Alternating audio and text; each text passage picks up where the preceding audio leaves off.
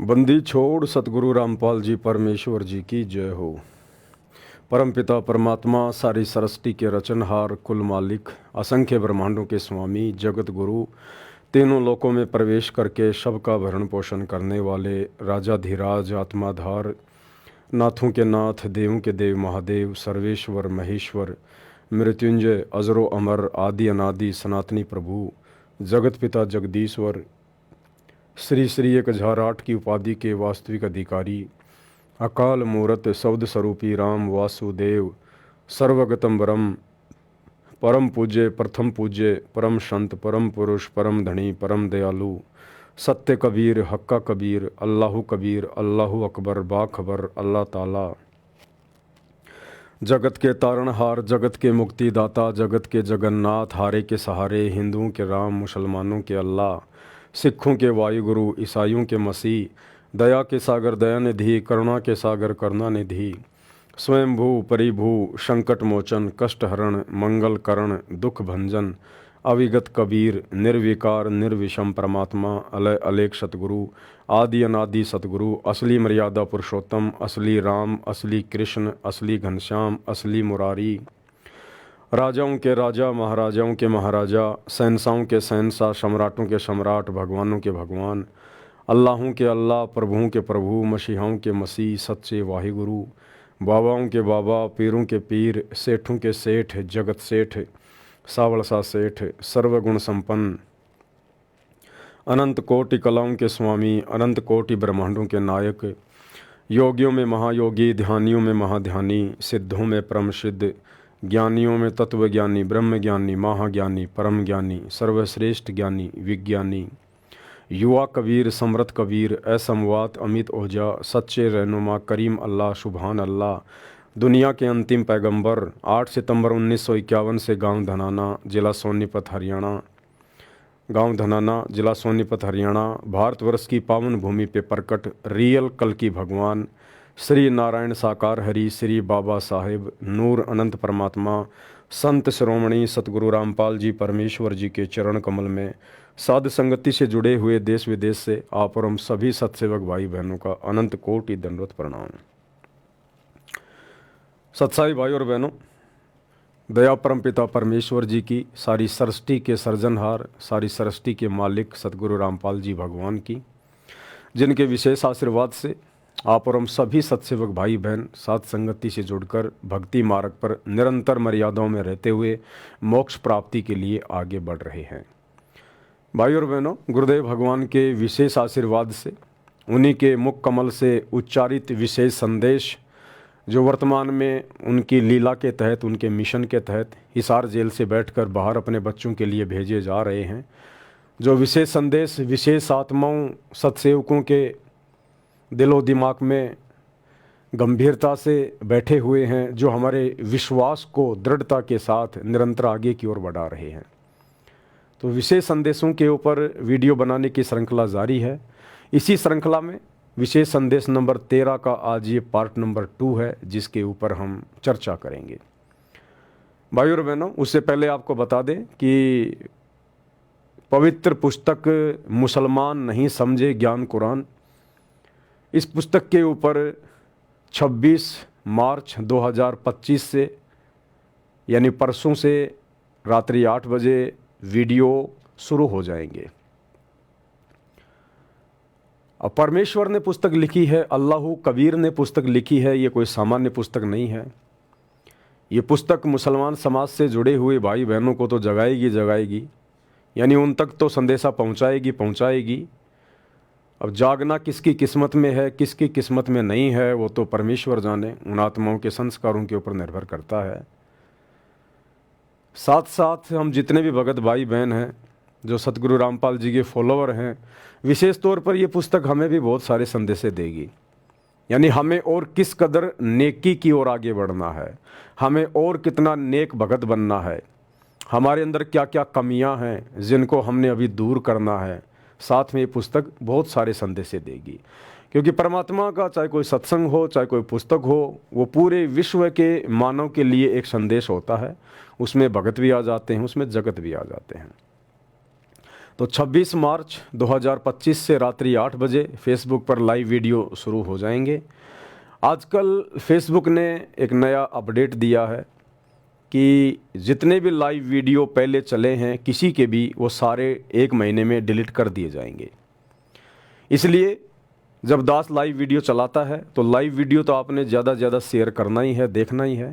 साथ में live video के तुरंत बाद 2-4 घंटे बाद रात को ही यानी 8 बजे लाइव आएंगे और तकरीबन 12 बजे के आसपास हम उसी वीडियो को फेसबुक पर भी डालेंगे। तो वो वीडियो भी आप लोगों ने ज़्यादा से ज़्यादा शेयर करना है, क्योंकि वो वीडियो फिर डिलीट नहीं होगा, केवल लाइव वीडियो ही डिलीट होगा। तो लाइव वीडियो के बाद में उसी वीडियो को जब दोबारा से फेसबुक पर पूरा का पूरा डाला जाएगा, उस वीडियो को आप ज़्यादा से ज़्यादा शेयर करें। तो विशेष संदेश के ऊपर वीडियो बनाने की श्रृंखला जारी है। आज विशेष संदेश नंबर 13 का पार्ट नंबर 2 है। पार्ट नंबर 1 के ऊपर हमने काफ़ी कुछ चर्चा की थी गुरुदेव के आशीर्वाद से। आज पार्ट नंबर 2 में हम आगे बढ़ते हैं। एक कुतिया 8 बच्चे पैदा करती है और उनको छकाने के लिए आग के तो जूठे टुकड़े खा खा के आती है, उनको पालती है और पालने के बाद उसको क्या देते हैं, उसका टूक भी खा जाते हैं, को डाल देता गए जब बड़े हो जाते हैं उसको मां ने रोटी भी नहीं खाने देते हुए। और ये स्थिति केवल कलयुग में भी होने वाली है। क्या कह रहे हैं गुरुदेव भगवान? थोड़ा सा भविष्य के विषय में बता रहे हैं परमात्मा। आने वाले युग परिवर्तन के समय जिस कदर पूरे विश्व में खलबली मचेगी उसके बारे में बता रहे हैं कि जिस प्रकार एक कुतिया बड़ी मुश्किल से घर घर जाके कहीं टूक खाती है, कहीं जूत खाती है, कहीं लट खाती है, कहीं गोबर टट्टी खा के आती है जब खाना नहीं मिलता है तो, और अपने स्तनों में दूध पैदा करके, यानी खाएगी तभी तो दूध पैदा होगा, उसके बाद अपने बच्चों को दूध पिलाती है। और जब वो बच्चे बड़े हो जाते हैं और यदि कोई रोटी का टुकड़ा डाल देता है, वो बच्चे अपनी माँ को भी नहीं खाने देते, अपनी माँ को भी, उसकी भी गर्दन पकड़ के काट लेते हैं उस एक रोटी के टुकड़े के लिए जिस कुतिया ने उनको पाल पोस के बड़ा किया। तो गुरुदेव कहते हैं ये समस्या अब आगे आने वाली है। 2028 युग परिवर्तन का समय है, पूरे विश्व के मानव समाज के लिए आपातकालीन है, आपातकालीन। भारत देश में भी 2028 तक नास्त्रेदमस की भविष्यवाणी के अनुसार, हरारे की भविष्यवाणी के अनुसार 16 से अधिक राज्यों में आपातकालीन राष्ट्रपति शासन लागू हो जाएगा। इतनी अस्थिरता बढ़ जाएगी, मिलिट्री शासन लागू हो जाएगा और प्राकृतिक आपदाएं घेरेंगी वो अलग। कहीं पर बाढ़, कहीं भूकंप, कभी अतिवृष्टि, कभी अनावृष्टि, महामारियां, युद्ध, गृह युद्ध, अकाल, भूखमरी। तो उस समय वही हाल होगा दुनिया का जो उस कुतिया का और उसके बच्चों का। एक एक रोटी के टुकड़े के लिए लोग तरसेंगे, लड़ेंगे, झगड़ेंगे। माँ सोचे पहले मैं खा लूं मेरी जान बचे, बच्चे सोचेंगे पहले हम खा लें हमारी जान बचे। वो परिस्थितियां पैदा होंगी, अन्यथा ये अल्लाह कबीर, अल्लाह अकबर, सारी सृष्टि का मालिक जो दुनिया को समझाने के लिए आया हुआ है और दुनिया ने उसे नकार दिया ना पहचान कर, आज वो हिसार जेल में जाके बैठ गया आगे के समय के इंतज़ार में। तो दुनिया ने अपने पैर पर कुल्हाड़ी तो मारी ली है, भगवान के साथ में बेअदबी की है, कोई छोटी बात थोड़ी है। यहाँ अगर आप किसी स्टेट के मुख्यमंत्री के साथ बेअदबी कर दो, देश के प्रधानमंत्री को गाली दे दो, बेअदबी कर दो, उसकी बात ना मानो, फिर देखो उसका इंकार 7वें आसमान पर। वो हर संभव कोशिश करेगा आपको मिटाने की, आपको डुबोने की। और दुनिया ने तो सारी सृष्टि के प्रधानमंत्री के साथ बेअदबी की है, उनके ज्ञान को ना स्वीकार करके। तो दुनिया के साथ में क्या होगा? वही होगा जो कुतिया और उसके बच्चों के बीच में होता है बड़े होने पर। एक रोटी के टुकड़े के लिए एक दूसरे को काट खाते हैं। आदरणीय गरीबदास जी ने अपने ग्रंथ साहिब में जिक्र किया है, गुरुदेव भगवान ने उसका खुलासा किया है कि सन 1720 में एक भयंकर अकाल पड़ा। केवल 1 वर्ष वर्षा नहीं हुई, उस एक वर्षा ना होने के कारण भारतवर्ष में इतना जबरदस्त अकाल पड़ा कि दिल्ली के राजा महाराजा भी रोटी के टुकड़े के लिए दर दर भटक रहे थे। सोचो फिर आम प्राणियों की क्या हालत हुई होगी। पेड़ों की टहनियां, उनकी झुरमटें, उनके पत्ते, उनके फूल खा गए। खेत की सुरक्षा के लिए जो झाड़ियां लगाई जाती हैं, जो बाड़ लगाई जाती है, लोग उसको भी कूट कूट के खा गए। सूखी लकड़ियों को कूट कूट के खा गए। लोगों ने अपने बच्चे तक बेच डाले रोटी के टुकड़े के लिए। और गुरुदेव ने अपनी वाणी में बताया, दिल्ली के शहजादों के विषय में,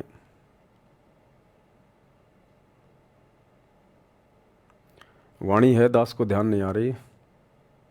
शहजादे मांगत फिरें दिल्ली के उमराव, और जिन रोटी पाई नहीं जो खाते थे नान पुलाव। वो दिल्ली के बादशाह और उनके शहजादे, उनके बेटे बेटियां जो नान पुलाव खाया करते थे, 56 प्रकार के पकवान खाया करते थे, सन 1720 में उनको रोटी का टुकड़ा भी नसीब नहीं हुआ।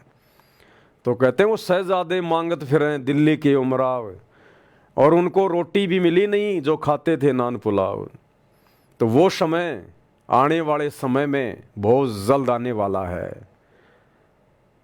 ऐसा थोड़ी है दुनिया इसी प्रकार से चलती रहेगी, जनसंख्या बढ़ती रहेगी, गरीब बेचारा गरीब चक्की में फिसता रहेगा, अमीर गरीबों की छाती पे पैर रख के आगे बढ़ता रहेगा, चोर चोरी करते रहेंगे, डकैत डकैती करते रहेंगे, 2 नंबर के काम करने वाले 2 नंबर के काम कर रहे हैं। अरे भैया, परिणाम भी तो भोगोगे, रिजल्ट भी तो आना है।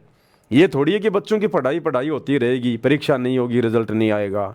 तो पढ़ाई बहुत हो चुकी है, दुनिया ने बहुत अपने कर्म फोड़ लिए हैं, बहुत कुकर्म कर लिए हैं, बहुत मनमानियां कर ली हैं। अब उनका परिणाम, उनका रिजल्ट आएगा 2028 तक, जिसको युग परिवर्तन कहते हैं। तो उस समय वो स्थिति पैदा होने वाली है जो गुरुदेव भगवान ने बताई है, उस कुतिया का और उसके बच्चों का उदाहरण देके। और बचने का तरीका भी भाई और बहनों केवल गुरुदेव भगवान के पास है, किसी और के पास नहीं है।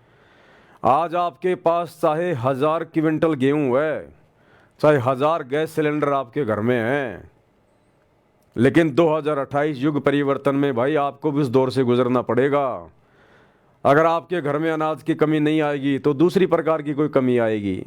पीने को पानी नहीं मिलेगा, सूखी रोटियां खा खा के कैसे जीवन जिएगा। और कोई प्रॉब्लम आ जाएगी, भयंकर बीमारी हो जाएगी, वायरस घुस जाएगा, फिर क्या करेगा? वो गेहूं बचाएगा? वो गैस सिलेंडर बचाएगा क्या? तो हर व्यक्ति को युग परिवर्तन के दौर से गुजरना पड़ेगा, अपने किए गए कुकृत्यों का परिणाम भोगना पड़ेगा। इसलिए तो कहते हैं भैया, अच्छे कर्म करो, अच्छे कर्म करो, परमात्मा को प्रसन्न करो। और बचाव का तरीका केवल गुरुदेव की सत भक्ति, ये सच्ची इबादत जो अल्लाह कबीर सतगुरु रामपाल जी के पास है। ये स्वयं बाखबर है, तत्वदर्शी संत है, स्वयं अल्लाह कबीर है। ये स्वयं पृथ्वी पर आकर प्रकट होकर इंसानी रूप में, मानव रूप में अपना ज्ञान देता है, आगे का मार्ग बताता है। तो भैया जल्द से जल्द इनके सत्संग सुनना शुरू कर दीजिए, यदि अपने और अपने परिवार का उस महाविनाश के दौर में बचाव चाहते हैं तो। अन्यथा ना आपको ये राजनीति बचाएगी, ना राजनेता बचाएंगे, ना आपकी धन दौलत बचाएगी, ना आपके रिश्तेदार बचाएंगे, ना आपका पद और रुतबा बचाएगा। सब धरे के धरे रह जाएंगे, धरे के धरे। ऐसे अकाल बहुत आ चुके हैं, इतिहास गवाह है। राजाओं को भी हाथ में कटोरा लेके मांगना पड़ा है। तो जो लोग अभी तक सतगुरु की शरण में नहीं है, सत्संग नहीं सुन रहे हैं, उन लोगों को सत्संग सुनने शुरू कर देने चाहिए। और जो लोग सतगुरु की शरण में आ चुके हैं, उनको चाहिए कि वो मर्यादा में रहें और बारंबार अपने बाखबर का, अपने मुर्शिद का, अपने सतगुरु का, अपने अल्लाह का, सतगुरु रामपाल जी भगवान का बारंबार धन्यवाद करते रहें कि ये परमेश्वर, हम एक क्षण भी आपके चरणों से दूर ना हो जाएं। हमारे मन में सुई की नोक जितना भी दोष आपके प्रति और भक्ति के प्रति ना जाए। हमारे ऊपर इतनी दया रखना, हे दयालु परमात्मा। और जो भक्ति विधि, जो सच्ची इबादत, जो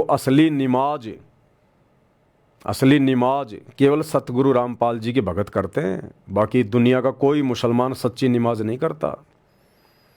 मुसलमानों को जो नमाज प्राप्त है वो तो डुप्लीकेट अल्लाह से प्राप्त है, डुप्लीकेट अल्लाह से, शैतान से। ओरिजिनल नमाज यानी त्रिकाल संध्या जो वेदों में वर्णित है, क्योंकि वेद सनातनी ग्रंथ हैं, सबसे पुराने ग्रंथ हैं, वेद लाखों साल पहले लिखे गए थे। ये नमाज वाली जो कुरान शरीफ है ये तो अभी 1400 साल पहले हज़रत मोहम्मद के ऊपर नाजिल हुई थी। ये इंजल ये तो ईसा मसीह के ऊपर नाजिल हुई थी।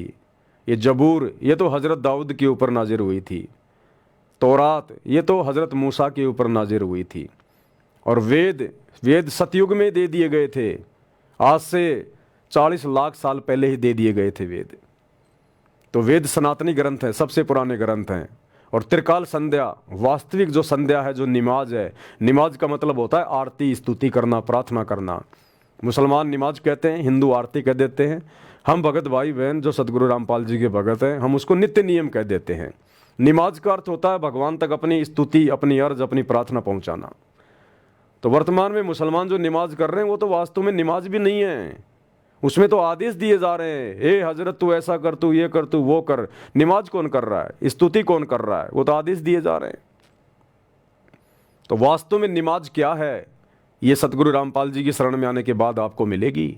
सुबह का नित्य नियम ओरिजिनल नमाज, दोपहर की रमेणी ओरिजिनल नमाज, शाम की संध्या आरती ओरिजिनल नमाज।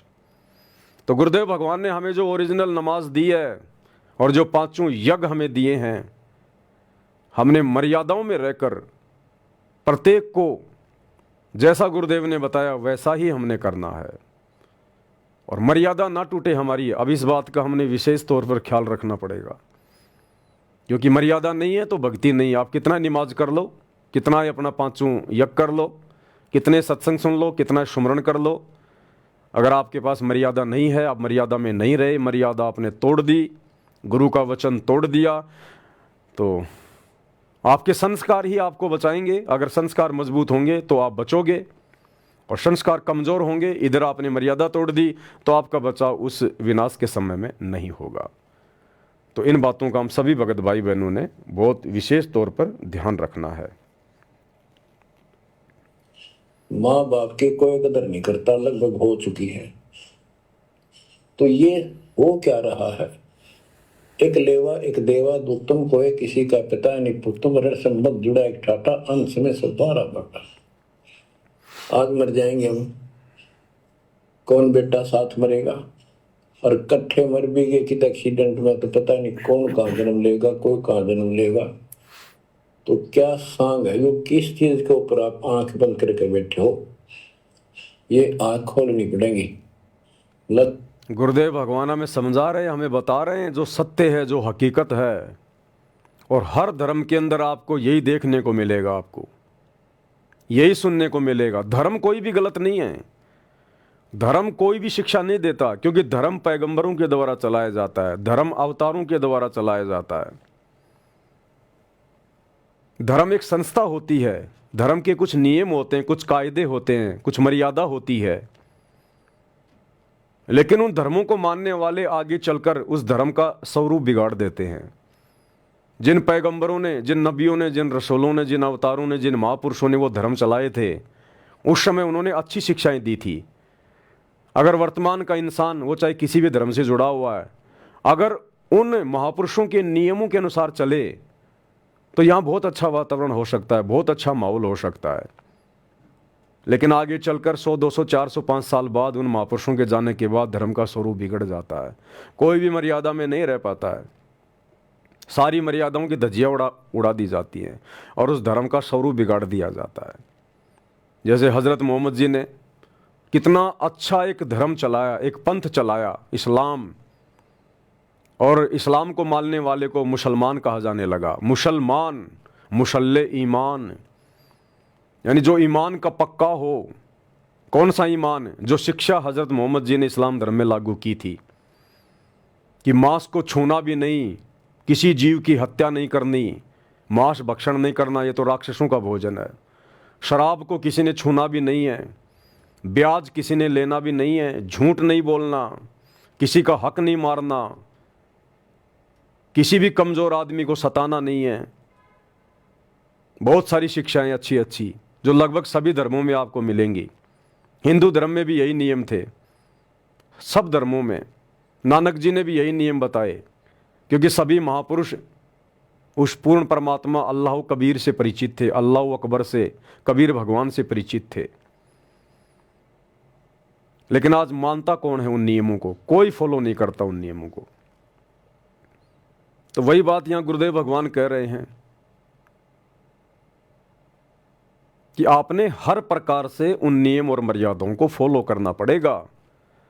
ये बाल बच्चे, ये माता पिता, ये परिवार, ये संपत्ति, ये 4 दिन की है, स्थायी नहीं है। सबसे पहले तो हमारी आंखें खुल जानी चाहिए सत्संग सुन के कि हम इस गंदे लोक के निवासी नहीं हैं। हमारा लोक सतलोक है, हमारा ठिकाना सतलोक है। और यहाँ जो भी चीज़ें हम अर्जित कर रहे हैं, संग्रह कर रहे हैं, अभी हमें ज्ञान नहीं है। जिसको ये ज्ञान हो जाएगा, तत्व ज्ञान हो जाएगा, सृष्टि रचना समझ में आ जाएगी, वो यहाँ की झूठी नश्वर संपत्ति को कभी नहीं जोड़ेगा। वो कभी भी 2 के 4 बनाने की कोशिश नहीं करेगा, बिजनेस को आगे से आगे बढ़ाने का प्रयास नहीं करेगा। वो केवल 2 टाइम की रोजी रोटी तक सीमित रहेगा कि बस भगवान की दया से, अल्लाह की रहमत से मेरे परिवार का पालन पोषण हो जाए और मेरी भक्ति हो जाए। और ये बातें आपको हर कोई कहेगा, हर धर्म के लोग यही बातें कहते हैं, यही बातें समझाते हैं, हर धर्म के मानने वाले। एक मुसलमान धर्म के भाई का एक छोटा सा ये ऑडियो है, ये 15-20 सेकंड का। देखो, ये भी वही बात कह रहा है, क्योंकि हर धर्म हमें यही सिखाता है, यही बताता है। लेकिन लोग फॉलो नहीं कर पाते, लोग विश्वास नहीं कर पाते, क्योंकि लोगों के पास में सच्चा मुर्शिद नहीं है, लोगों के पास में सच्चा तत्वदर्शी संत नहीं है, सच्चा सतगुरु नहीं है, बाखबर नहीं है। लोग उनकी शरण में नहीं है, जिस कारण से एक दूसरे की बातों पे लोग यकीन नहीं करते और कहने वाले के वचन में शक्ति नहीं होती जो सामने वाले पे असर कर दे। तो एक मौलवी है, वो भी यही बात कह रहा है।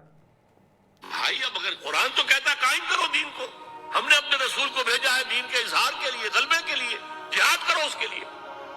सूरह सफ में भी फौरन उसके बाद जिहाद, या अय्युहल्लज़ीना आमनू हल अदुल्लुकुम अला तिजारतिन तुंजीकुम मिन अज़ाबिन अलीम तु'मिनूना बिल्लाहि व रसूलिही व तुजाहिदूना फी सबीलिल्लाहि बिअम्वालिकुम व अनफुसिकुम।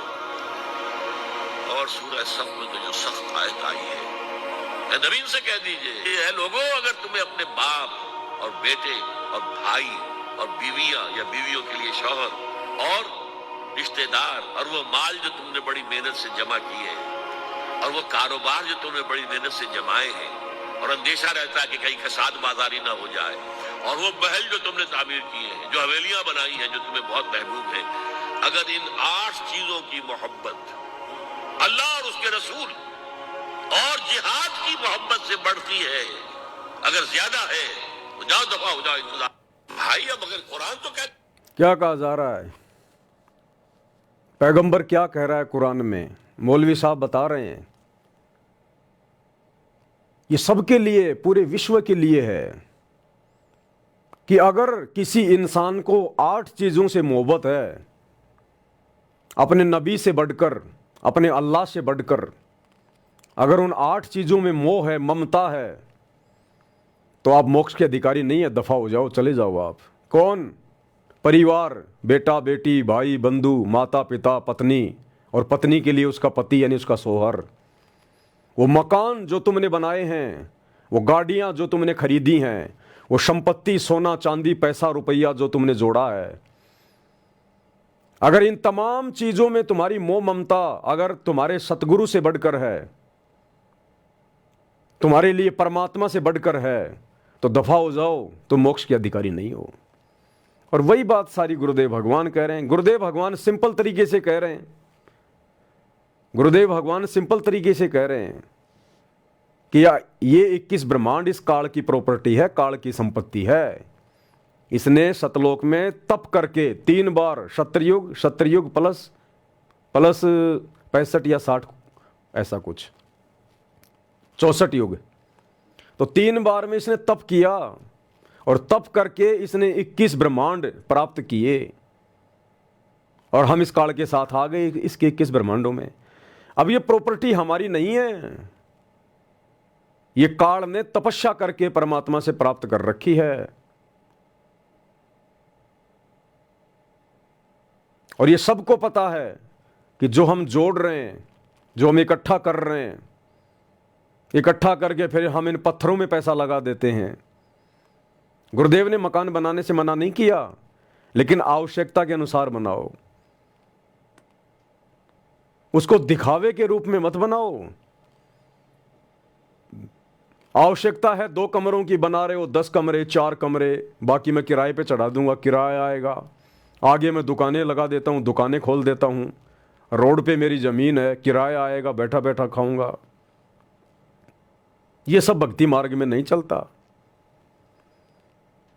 दुनिया भर का मार्बल लगा दिया, चिप्स लगा दिया, टाइल लगा दी, चमका दिया, उसको डेकोरेशन पे पैसा बर्बाद कर दिया, ये भक्ति मार्ग में अलाउ नहीं है। गुरुदेव भगवान कह रहे बेटा कितना पैसा लगा दे इसमें, कितना तू इसको डेकोरेट कर ले, अंत में ये संपत्ति भी तुझे यहीं छोड़ के जानी पड़ेगी, और तेरा शरीर इससे प्यारा, इससे कीमती तो तेरे को कुछ नहीं, ये भी तेरे को यहीं छोड़ के जाना पड़ेगा, 2 मुट्ठी राख बनेगी। तू जोड़ क्या रहा है, तू इकट्ठा क्या कर रहा है नालायक। ये मानव शरीर स्त्री या पुरुष का तुझे किस लिए दिया उस अल्लाह ने, उस परमेश्वर ने, उस परवरदिगार ने, खुदा ने, केवल उसकी सच्ची इबादत करने के लिए।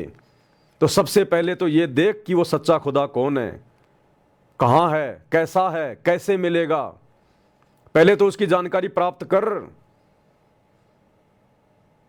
और उसकी जानकारी वो सच्चा खुदा स्वयं बाखबर बनके, तत्वदर्शी संत बनके, सतगुरु बनके, मुर्शिद बनके यहाँ पृथ्वी पर प्रकट होता है। तो उसके विचार सुन, उसके सत्संग सुन, जानकारी प्राप्त कर, और उसके बाद उसके वचनों पे अमल कर, उसके वचनों पे चल। और इस संसार की हर प्रकार की प्रॉपर्टी से अपना मोह भंग कर। जिस परिवार में रहता है केवल अपनी जिम्मेदारियों तक सीमित रह, प्यार प्रेम से रह, लड़ाई झगड़ा मत कर, मन मुटाव मत कर, किसी का हक मत छीन, रिश्वत मत ले, चोरी मत कर, गंदी नीयत गंदी नज़र मत रख। और तेरा सबसे ज़्यादा प्रेम, तेरा सबसे ज़्यादा प्यार जब तुझे उस अल्लाह की सच्ची इबादत मिल जाए, वो अल्लाह तुझे मुर्शिद रूप में मिल जाए, सतगुरु रूप में मिल जाए, तो तेरा सबसे ज़्यादा प्रेम, तेरा सबसे ज़्यादा प्यार, तेरा सबसे अधिक मोह तेरे सतगुरु में होना चाहिए, केवल तेरे सतगुरु में। यहाँ की संपत्ति को केवल तू यूज कर, तू प्रयोग कर, किराए की समझ कर, अपनी मत समझ। जो व्यक्ति एक मकान किराए पे लेके रहता है, वो व्यक्ति कभी सोचता भी नहीं है कि मैं इसके ऊपर 1 मंजिल और बना दूं। जो व्यक्ति किराए के मकान में रहता है, वो व्यक्ति कभी सोचता भी नहीं कि मैं इस पे पेंट करवा दूं। कभी नहीं सोचता वो व्यक्ति, क्योंकि उसको हकीकत का पता है कि ये मकान तेरा नहीं है, ये किराए का है। तो इसमें जितना पैसा लगाएगा व्यर्थ जाएगा, बेकार जाएगा, तुझे कुछ नहीं मिलेगा। तो जब भगत को अपने गुरु से ज्ञान हो जाता है तो उसको पता हो जाना चाहिए, भगत को पता हो जाना चाहिए कि तू जिस पृथ्वी लोक पर रह रहा है तो केवल चंद समय के लिए, थोड़े समय के लिए है। तुझे केवल ये किराए के लिए जगह मिली है, किराए के लिए। तुझे उस परमात्मा ने, तुझे उस परमेश्वर ने भक्ति के लिए यहाँ थोड़े समय के लिए नीचे भेजा है। ये शरीर भी किराए का है, तेरा नहीं है, ये भी खाली करना पड़ेगा, इसको छोड़ना पड़ेगा। तो जो मकान तू बना रहा है वो तेरा कैसे हो गया? जिस दिन तेरा शरीर छूटेगा, तेरा निधन होगा, तूने वो मकान भी छोड़ के जाना पड़ेगा। उस दिन तेरे लिए वो मकान भी किराए का, ये शरीर भी तूने छोड़ के जाना पड़ेगा, ये भी किराए का। वो संपत्ति जो तूने जोड़ी है, दिन रात एक कर दिए, लोगों का हक मार लिया, रिश्वत ले ली, पाप कर्म बढ़ा लिए, दुनिया का जहर इकट्ठा कर लिया, ये सब तुझे छोड़ के जाने पड़ेंगे। और उस परमात्मा से तेरी मुलाकात होगी, उस परमात्मा के दरबार में जाना पड़ेगा, दूसरा कोई रास्ता नहीं है। और वहां तेरे तमाम कर्मों का, कुकर्मों का, तेरी नेकी का वहां हिसाब होगा, तुझे जवाब देना पड़ेगा। उस परमात्मा से तेरी मुलाकात होगी, तेरी भेंट होगी। तो उस दिन से डर, उस दिन का खौफ अपने अंदर लेकर आ, उस दिन का भय तुझे हमेशा रहना चाहिए कि शरीर छोड़ने के बाद मेरे परमात्मा से मेरी भेंट होगी, मेरी मुलाकात होगी, मैं क्या जवाब दूंगा? जब परमात्मा मुझसे कहेगा कि ए नादान, तेरे को ये मनुष्य शरीर स्त्री या पुरुष का सच्ची इबादत करने के लिए दिया था, परमात्मा की भक्ति करने के लिए दिया था, क्या तूने सच्चे सतगुरु की तलाश करी? क्या तूने बाखबर की मुर्शिद की तलाश करी? या फिर तू उन्हीं परंपराओं में लगा रहा जो मुल्ला मौलवी काजी पंडित पोप पादरी पाठियों ने जो तुझे बता दिया, तेरे माता पिता जो कर रहे थे, या उसी भेड़ चाल में लगा रहा और ये मनुष्य जन्म बर्बाद करके आ गया? हमें विशेष बुद्धि विशेष अकल दी है परमात्मा ने।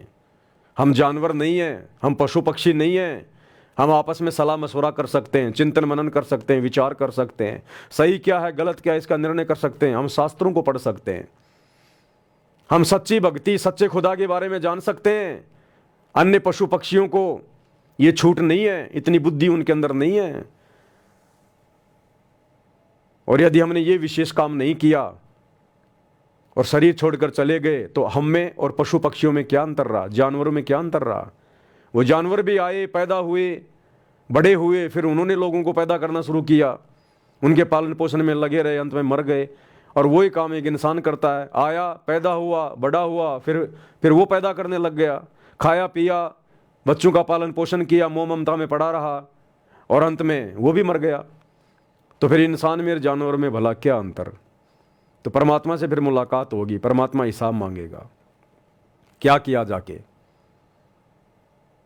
इसलिए गुरुदेव भगवान कह रहे हैं कि यदि आपको ये ज्ञान समझ में आ गया, तत्व ज्ञान समझ में आ गया, तो यहाँ की किसी भी वस्तु में हमने मोह ममता पैदा नहीं करनी है। हमारे अंदर हमेशा ये चिंतन मनन होता रहना चाहिए। अगर हम भगत हैं और हमारी भक्ति सही चल रही है तो हमारे अंदर दिन में 1 बार 2 बार जरूर ये चिंतन होना चाहिए कि ये पैसा मेरा नहीं है, ये प्रॉपर्टी मेरी नहीं है, मैं आवश्यकता से ज़्यादा ना कमाऊँ, आवश्यकता से ज़्यादा इसका संग्रह ना करूँ।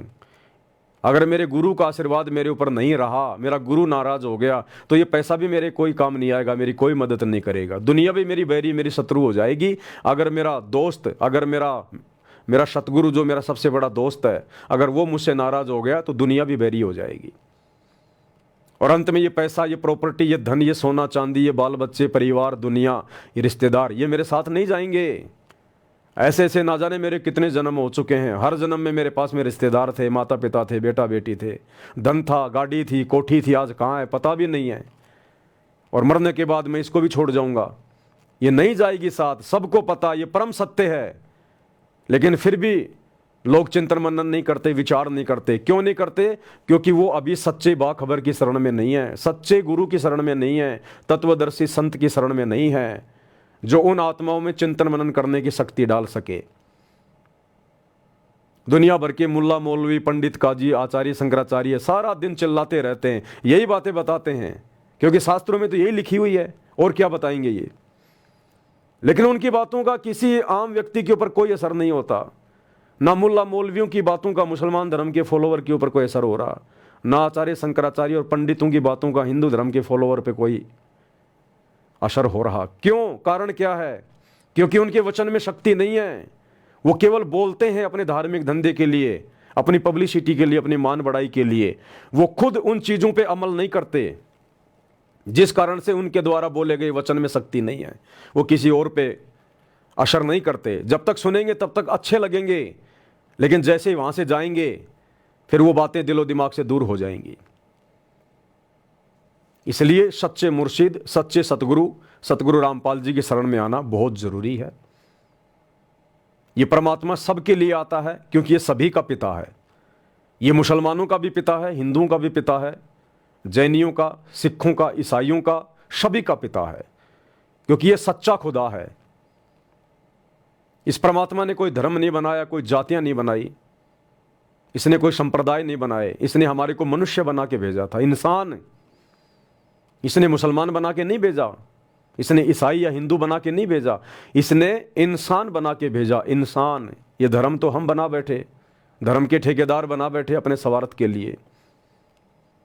तो परमेश्वर सबके लिए आता है। परमेश्वर का, सच्चे सतगुरु का ज्ञान सबके लिए होता है। तो सभी धर्म के मानने वालों को सतगुरु रामपाल जी के प्रवचन सुनने चाहिए, और ये धर्म और जातियों की जो बेड़ियां, इनसे बाहर निकलना चाहिए। और 26 मार्च 2025 से मुसलमान नहीं समझे ज्ञान कुरान, इस पवित्र आसमानी पुस्तक के ऊपर वीडियो बनने शुरू हो जाएंगे। आप वो वीडियो देखिएगा, बहुत कुछ समझ में आएगा, बहुत कुछ। क्योंकि हमने नेक बंदा बनना है, हमने परमात्मा के सामने जाके खड़ा होना है, क्या जवाब देंगे? तो हमसे कोई गलती ना बन जाए, हमारी भक्ति में, हमारी सच्ची इबादत में कोई कमी ना रह जाए। और मुसलमान धर्म के लोग क्या सच्ची इबादत करेंगे जब उनको सच्चे खुदा का ही नहीं पता कि सच्चा खुदा कौन है? किसी को नहीं पता, पूरे विश्व के मुसलमानों को नहीं पता कि खुदा कौन है। वो कहते हैं खुदा कभी इंसान रूप में आता ही नहीं, खुदा तो निराकार है, खुदा तो बेचून है, खुदा दिखाई नहीं देता। अरे फिर देखा किसने? फिर तुम ये कैसे दावा कर रहे हो कि वो खुदा है जिसको देखा नहीं किसी ने, जो कभी धरती पे आया नहीं? फिर तुम कैसे कह सकते हो कि वो खुदा है? हवा हवाई बात है। और वो खुदा इतना डरपोक क्यों भाई? एक तरफ कहते हो कि पूरी कायनात खुदा ने बनाई, तो कायनात में तो ये धरती भी आ गई, तो परमात्मा अपने द्वारा बनाई गई धरती पे आने से क्यों डरता भाई? इतने डरपोक खुदा की फिर इबादत क्यों करते हो? फिर तुम क्यों दावा करते हो कि अल्लाह सबसे बड़ा, अल्लाह सबसे बड़ा? अल्लाह तो डरपोक है, जो धरती पे नहीं आ पा रहा उसको डर लग रहा है, काहे का बड़ा है वो? तो वो वास्तव में कौन अल्लाह है जो धरती पे तो आता है लेकिन वो अपने वास्तविक रूप में नहीं आता, वो लोगों से मीटिंग नहीं करता, मिलता नहीं है, वो डुप्लीकेट अल्लाह है, वो शैतान है, वो काल है, उसको श्राप लगा हुआ है ओरिजिनल अल्लाह के द्वारा। और ओरिजिनल अल्लाह, वो ओरिजिनल अल्लाह इबादही कबीरा, बड़ा रहमान, निहायती रहम दिल, वो सच्चा खुदा, अगर वो एक सेकंड के लिए भी इस पृथ्वी को खाली छोड़ दे, वो झूठा अल्लाह, वो शैतान, वो काल यहां पर आग लगा दे। वो अल्लाह कबीर किसी न किसी रूप में धरती पर अवश्य रहता है। तुम तो कहते हो मुसलमान धर्म के मानने वाले कि अल्लाह धरती पे आता नहीं, और वो अल्लाह एक सेकंड के लिए अपनी गैर हाजिरी में इस धरती को छोड़ता नहीं है। वो किसी न किसी जिंदा बाबा के रूप में, मुर्शिद के रूप में, संत के रूप में वो इस पृथ्वी पर रहता है। कहते हैं आग लगी आकाश में, जड़ जड़ गिरे अंगार, और संत ना होते धरती पर तो जल मरता संसार। वो सच्चे संत के रूप में वो स्वयं धरती पर रहता है, उसको पहचानने की जरूरत है। आप 21वीं सदी में जी रहे हो, भेड़ चाल में जीना छोड़ो, देखा देखी में जीना छोड़ो। बाप दादा जिस रास्ते जा रहे हैं थोड़ा विचार करो। वो तो बेचारे अनपढ़ थे, वो तो बेचारे शास्त्रों से परिचित नहीं थे, अनपढ़ थे, उस समय शिक्षा नहीं थी। उनको जैसा मुल्ला मौलवियों ने, पंडितों ने, आचार्य शंकराचार्यों ने, धर्मगुरु ने जैसा कह दिया, बेचारे उसी तरफ मुड़ गए। अरे आप तो शिक्षित हो, धर्मशास्त्रों को पढ़ो, क्या लिखा हुआ है? आप तो कम से कम अपने शास्त्रों के अनुसार आचरण करो, भक्ति करो, इबादत करो, और माँ बाप वाली भेड़ चाल में ना चलो। बहुत सारी भेड़ और बकरियां एक लाइन में जा रही थी, बीच में से एक मेमने ने सोचा ये क्या हो रहा है, सभी एक लाइन में चल रहे हैं। वो लाइन से हटके दौड़ के आगे गया तो देखा एक कुआं है, और सारी भेड़ बकरियां उस कुएं में गिरती जा रही हैं, और जो कुएं में गिर गई वो चिल्ला रही हैं कि हट जाओ, हट जाओ, लाइन से हट जाओ, लाइन से हट जाओ, तुम भी गिर जाओगे, मर जाओगे, गिर जाओगे, मर जाओगे। वो मेमना दौड़ के वापस आया जहां लाइन में लगा हुआ था, अपने माता पिता को बोला कि लाइन से हट जाओ, लाइन से हट जाओ, आगे तो गहरा कुआं, वो अंदर गिर रहे हैं, मर रहे हैं।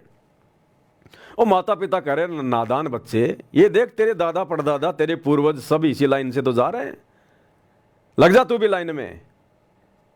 तो भाई और बहनों, वो बाप दादा वो बेचारे अनपढ़ थे, नादान थे, शास्त्रों से परिचित थे, उनको सच्चा सदगुरु प्राप्त नहीं था, उनको कोई सच्ची राह दिखाने वाला नहीं था, सच्चे खुदा के बारे में बताने वाला नहीं था, इसलिए वो अपना जीवन बर्बाद कर गए देखा देखी में, भेड़ चाल में, मुल्ला मौलवियों के कहने से, पंडितों के कहने से। आप तो कम से कम शिक्षित हो, 21वीं पीढ़ी में जी रहे हो, हर धर्म की पुस्तकें आपके सामने हैं, हर भाषा में उनका अनुवाद है, उनका तजुर्मा है। आप क्यों भेड़ चाल में चल रहे हो? आप तो कम से कम उस मेमने की तरह थोड़ा विचार करो। खुदा के पास जाना है, जवाब देना है कि बेटा तू पत्थरों को सिजदा करके आया है या फिर तूने अल्लाह को भी कभी सिजदा किया? मुसलमान धर्म में कहते हैं ना कि हम तो केवल एक सच्चे खुदा की इबादत करते हैं, हम सच्चे खुदा को सिजदा करते हैं, दंडवत करते हैं, प्रणाम करते हैं। ये हवा हवाई बातें, हवा हवाई बातें, ये बातें केवल मुसलमान समाज की जुबान पे हैं, अंदर से मुसलमान काफिर है, काफिर। अरे कुरान शरीफ में लिखा हुआ है कि वो सबसे बड़ा शिरक, वो सबसे बड़ा शिरक है, यानी अपराध है, जुल्म है। जो अल्लाह के अलावा किसी और के सामने सिजदा करता है, दंडवत करता है, झुकता है। लेकिन आज पूरा मुसलमान समाज क्या कर रहा है? सबसे बड़ा शिरक कर रहा है, काफिर बन बैठा है। बात करते हैं अल्लाह की, अल्लाह को तो तुम जानते भी नहीं, अल्लाह है कौन, कैसा है, कहाँ रहता है। सिजदा क्या खाक करोगे तुम उसके सामने? और उसके बावजूद फिर कहाँ कहाँ जाते हो सिजदा करने? अजमेर मोइनुद्दीन चिश्ती की दरगाह पे क्या है? वो अल्लाह है क्या? उसकी वो बनी हुई है वहाँ पर, क्या बोलते हैं उसको, उसकी दरगाह है वहाँ पे, उसकी मज़ार है वहाँ पे जहाँ उसको दफनाया गया था। वो पत्थर का टुकड़ा है, वो उसके सामने जाके तुम सिजदा करते हो। तो तुम तो पत्थर पूज रहे हो, अल्लाह का तो तुम्हें पता ही नहीं अल्लाह है कहाँ। अरे तुम कहते हो अल्लाह तो धरती पे आता नहीं, तो अजमेर की दरगाह में तो अल्लाह है ही नहीं, क्योंकि अल्लाह तो कभी धरती पे आता नहीं। फिर उस पत्थर की टुकड़ी के सामने सिजदा क्यों कर रहे हो? क्या यह पत्थर पूजना नहीं है क्या? तुम हिंदुओं से कम हो क्या? हिंदू मंदिरों में जाके पत्थरों के आगे सिजदा करते हैं, तुम इन मज़ारों के आगे जाके सिजदा करते हो। अलीगढ़ की दरगाह में जाके क्या करते हो? अल्लाह बैठा है। अल्लाह तो धरती पे आता नहीं तुम्हारे अनुसार, अल्लाह तो इंसानी रूप में आता नहीं। तो अलीगढ़ की दरगाह किसकी है? किसी इंसान की तो थी, कोई पैगंबर था, कोई रसूल था, कोई नबी था। वो कौन था? इंसान ही तो था। तो उसकी दरगाह पे जाके क्यों चादर चढ़ा रहे हो, क्यों सिजदा कर रहे हो? वो अल्लाह है क्या? तो क्या कर रहे हो तुम? पत्थर पुजारी, पत्थरों की पूजा कर रहे हो। महरौली की दरगाह दिल्ली, क्या कर रहे हो तुम? वहां पर पत्थरों की पूजा कर रहे हो। मक्का मदीना जाते हो, हज करने जाते हो, क्या करने जाते हो? वहां पर पत्थर पूजने जाते हो। अल्लाह बैठा उसमें, अल्लाह तो आता नहीं तुम्हारे अनुसार धरती पे। तो अल्लाह ने तो कभी तुम्हारी मक्का मदीना में पैर रखा ही नहीं। फिर तुम किसको जाके सजदा कर रहे हो वहां पर? किन पत्थरों को चूम रहे हो तुम? इंसानी पत्थरों को, जिनकी मज़ारें बनी हुई हैं। तो सबसे बड़ा शिरक तो मुसलमान खुद कर रहा है और दूसरों को कह रहा है कि दूसरे काफिर हैं, हम तो केवल अल्लाह की इबादत करते हैं। अल्लाह के तो तुम्हें एक बाल की जानकारी भी नहीं, एक बाल की भी। अल्लाह की जानकारी देने अल्लाह खुद आता है धरती पे, वरना आग लग जाए यहां पर अगर अल्लाह ना आए तो यहां पर।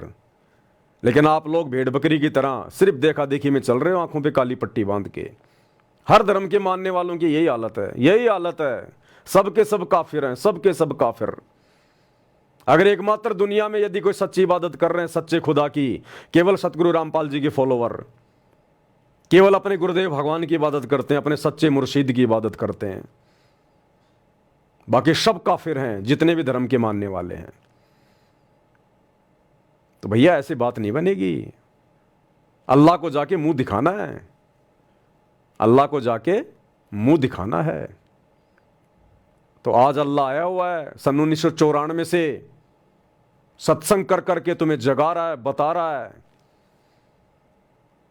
कुरान शरीफ की आयतें, सूरत फुरकानी 25 आयत नंबर 52 से 59। आज तक 1400 साल हो गई मुसलमान धर्म का मानने वाला कोई मुल्ला मौलवी काजी आज तक मुसलमान समाज को नहीं बता पाया कि इन आयतों का मतलब क्या है। ये बाखबर कौन है जो अल्लाह की सच्ची जानकारी देगा? आज तक कोई मुल्ला मौलवी मुसलमान समाज को नहीं बता पाया। तो सबसे बड़े धोखेबाज हो तुम, दगेबाज हो, जो पूरे मुसलमान समाज को धोखे में रखे हुए हो, केवल अपनी रोजी रोटी के लिए, अपना पेट भरने के लिए। मस्जिदें खोल खोल के धंधा बना के बैठ गए। अरे तुम्हारे हजरत पैगंबर ने, हजरत मोहम्मद ने कब मस्जिद पूजी? कौन सी मस्जिद में जाके सिजदा किया? फिर क्या तुम अपने हजरत की शिक्षाओं पे चल रहे हो? केवल जुबान पे नाम है हजरत का, इसके अलावा कुछ नहीं है। तो भैया अभी भी समय है, सच्चे खुदा की इबादत में आ जाओ। हम आप लोगों को दावत दे रहे हैं, दावत, दीन इलाही की दावत। वास्तव में जो दीन इलाही है वो सतगुरु रामपाल जी का कबीर पंथ है, यथार्थ 13वां कबीर पंथ है। और हम सतगुरु रामपाल जी के तमाम फॉलोवर, तमाम सत्सेवक भाई बहन आप लोगों को दावत दे रहे हैं, पूरे विश्व के मुसलमानों को, आओ तुम्हारा खुदा, तुम्हारा मेहरबान रब, तुम्हारा निहायती रहम दिल खुदा सतगुरु रामपाल जी के रूप में धरती पे प्रकट है। आओ उनकी शरण में, सच्ची इबादत को ग्रहण करो, अपना आत्म कल्याण करवाओ। हम तुम्हें बारंबार दावत देते हैं, दावत, जैसे हजरत मोहम्मद जी बारंबार उस समय लोगों को दावत दिया करते थे इस्लाम से जुड़ने के लिए।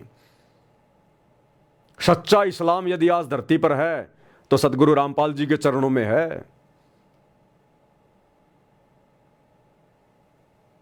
ये मौका तुम्हें बार बार नहीं मिलेगा, दोबारा नहीं मिलेगा। ये मनुष्य जन्म केवल इसीलिए मिला है। विनती कर सकते हैं, प्रार्थना कर सकते हैं, बाकी तो भाई परमात्मा कहते हैं सकल पदार्थ है जग माही, कर्म हीन नर पावत नाई। जिनके भाग ही फूटे हुए हैं, जिनको अगले जन्मों में जाना ही दो जग की आग में है, जिनको 84 में जाना है, गधे कुत्ते सुअर बनना है, वो इन बातों को नहीं समझ पाएंगे, वो विचार नहीं करेंगे, वो संत रामपाल जी के सत्संग नहीं सुनेंगे। वो तो केवल अपनी उन्हीं परंपराओं के ऊपर आरूढ़ रहेंगे कि जीना यहीं, मरना यही, सड़ना यही, और फिर गधे कुत्ते बनकर लोगों की लठ खाना यही। उनका तो फिर वही हाल होगा। लल्लो पत्तों का ज्ञान बतेरा दे लिया, अब खरी खरी कहूंगा। और इनको तो सहन कर गया उसका बेड़ा पार है। और जिसके अंदर दोष होगा वो या तो ठीक हो जाएगा ना छोड़ जाएगा इस विषय को। हम नहीं सकेंगे। तो गुरुदेव भगवान कह रहे हैं लल्लू पत्तों का ज्ञान बहुत दे लिया, यानी मीठी मीठी गोलियां तुम्हें बहुत खिला दी गई है अपनी शरण में लेने के लिए। अब जो ज्ञान दिया जाएगा खरा खरा दिया जाएगा, ठोक ठोक के बात कही जाएंगी, चाहे भगत हो चाहे जगत हो। जो सहन कर जाएगा, जो मर्यादाओं में रह के भक्ति कर लेगा, उसका बेड़ा पार है, अन्यथा 84 में जाएगा। तो खरी खरी बातें गुरुदेव ने कहनी शुरू कर दी हैं। इन विशेष संदेशों में परमात्मा खरी खरी बातें कह रहे हैं। ऊपर से इस दास को खड़ा करके परमात्मा खरी खरी बातें कहलवा रहे हैं, खरी खरी बातें। और ये खरी खरी बातें सुने बिना हम लोग आगे नहीं बढ़ पाएंगे। बुखार के रोगी को अगर मीठी मीठी गोलियां खिलाओगे कभी बुखार ठीक नहीं होगा। उसको तो कुनीन की दवाई खिलानी पड़ेगी, कुनीन की गोलियां, कड़वी कड़वी गोलियां खिलानी पड़ेंगी, तब जाके बुखार ठीक होगा। तो ये मुल्ला मौलवी पंडित आचार्य शंकराचार्य हर धर्म के ठेकेदार ये केवल मीठी मीठी गोलियां खिला रहे हैं। केवल मीठी मीठी गोलियां, भागवत करेंगे, सुदामा श्री कृष्ण जी की कहानियां बताएंगे, पीछे पीछे मीठा मीठा म्यूजिक चलेगा, कथा समाप्त हो गई, दान पेटी में पैसा डालो जाओ, राम और भिलनी की कथा सुनाएंगे। आचरण ना उन भक्तों का ना उस कथावाचक का। दान पेटी भरो जाओ अपने घर पे। अब खरी खरी बातें सदगुरु रामपाल जी के द्वारा सन 1994 से सुनाई जा रही हैं कि भैया तुम्हें जन्म और मरण का कैंसर का रोग लगा हुआ है। असंख्य जन्म हो गए तुम्हें जन्मते और मरते हुए, गधे कुत्ते सुअर बनते हुए।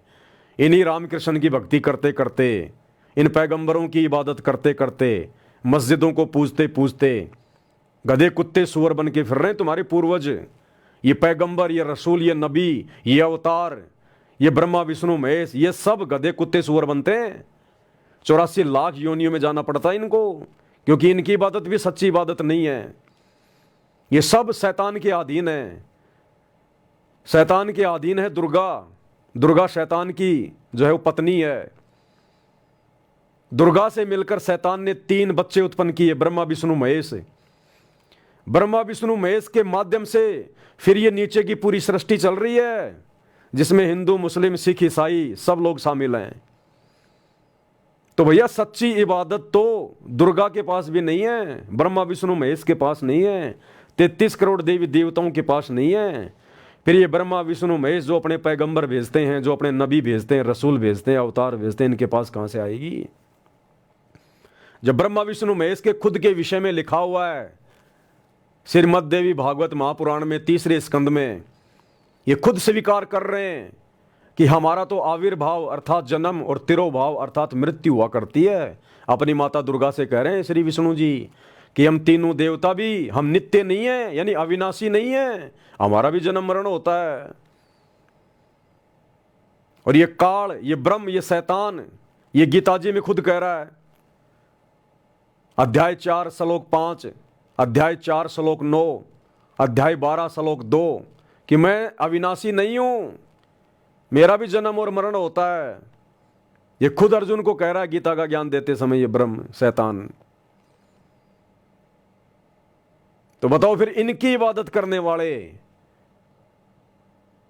कैसे अविनाशी हो जाएंगे, कैसे जन्म मरण से बाहर निकल जाएंगे, कैसे 84 लाख योनियों में जाके गधे कुत्ते सुअर बनने से बच जाएंगे।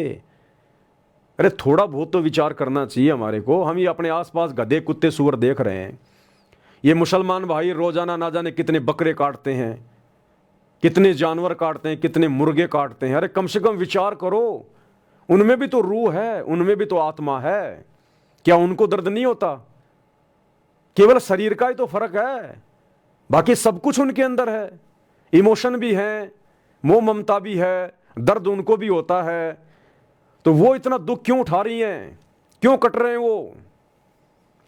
वो हमारे पूर्वज ही हैं और कोई नहीं है। आप मुसलमानों के बाप दादा परदादा वही हैं, वो हिंदुओं के दादा परदादा सब वही हैं, जो सच्चे खुदा की सच्ची इबादत ना करके, सच्चे परमात्मा की सच्ची भक्ति ना करके और ब्रह्मा विष्णु महेश तक की भक्ति करके चले गए। इन पैगंबरों की, रसूलों की, अवतारों की, रामकृष्ण की भक्ति करके चले गए। आज हम जिनके श्राद्ध निकाल रहे हैं वो भूत बने फिर रहे हैं। जब भूत बनने का समय समाप्त होगा उसके बाद 84 लाख योनियों में गधे कुत्ते सुअर बनेंगे। वो दादा, वो बाप, फिर उसी घर में गाय बन के आएगा, भैंस बन के आएगा, बैल बन के आएगा, ऊंट बन के आएगा, और वो बेटा लठ मार मार के खेतों में उससे हल जोत रहा है। आज आप जितने भी जीव हत्या कर रहे हैं, बकरे काट रहे हैं, मुर्गे काट रहे हैं, गाय काट रहे हैं, सुअर काट रहे हैं, कोई भी जानवर काट रहे हैं, आपने ये जन्म लेने पड़ेंगे उन जानवरों के। जितने जानवर आपने काटे उतनी बार आपको भी जानवर बन के कटना पड़ेगा। ये रूल है अल्लाह का। तुमने उस दरगाह का महल नहीं देखा, धर्मराज के तिल तिल का लेखा। ये भोगना पड़ेगा, बच नहीं सकते। इसलिए गुरुदेव भगवान कह रहे हैं कल को परमात्मा के दरबार में जाओगे, मुंह दिखाओगे, हिसाब देना पड़ेगा, अपने कर्मों का हिसाब देना पड़ेगा। ये मनुष्य जन्म केवल सच्चे खुदा की सच्ची इबादत के लिए मिला है। पहले कम से कम खुदा को तो पहचानो। अरे इबादत तो उसके बाद करोगे जब पहले तुम्हें खुदा का पता चलेगा। और पूरा मुसलमान समाज भ्रमित है कि खुदा दिखाई नहीं देता, खुदा निराकार है, खुदा धरती पे आता ही नहीं। फिर ये किसने कह दिया कि वो खुदा है?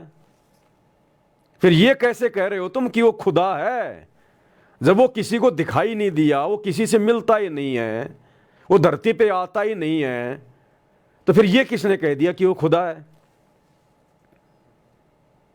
सारा बिल्कुल गोलमाल, डब्बा गोल, सब देखा देखी में चल रहे हैं। किसी की बुद्धि इन सवालों के ऊपर विचार नहीं करती, और ये बुद्धि विचार करती है जब हम सच्चे मुर्शिद की शरण में आएंगे, उस बाखबर की शरण में आएंगे, जो सूरत फुरकानी 25 आयत नंबर 59 में कहा है कि ये हजरत, जिस अल्लाह ने, जिस खुदा ने 6 दिन में सृष्टि रची, आसमान और धरती के दरमियान यानी इसके बीच में जो भी कुछ है वो बनाया, और 7वें दिन शाही तख्त पे जा विराजा, यानी शतलोक में जा बैठा सिंहासन पे।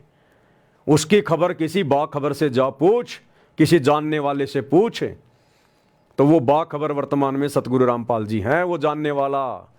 सतगुरु रामपाल जी के अलावा तुम्हें इस ब्रह्मांड में कोई नहीं बताएगा कि अल्लाह कौन है, कैसा है, कहाँ है और कैसे उसकी प्राप्ति होगी। जन्नत जन्नत जन्नत, जन्नत में क्या करोगे जाके?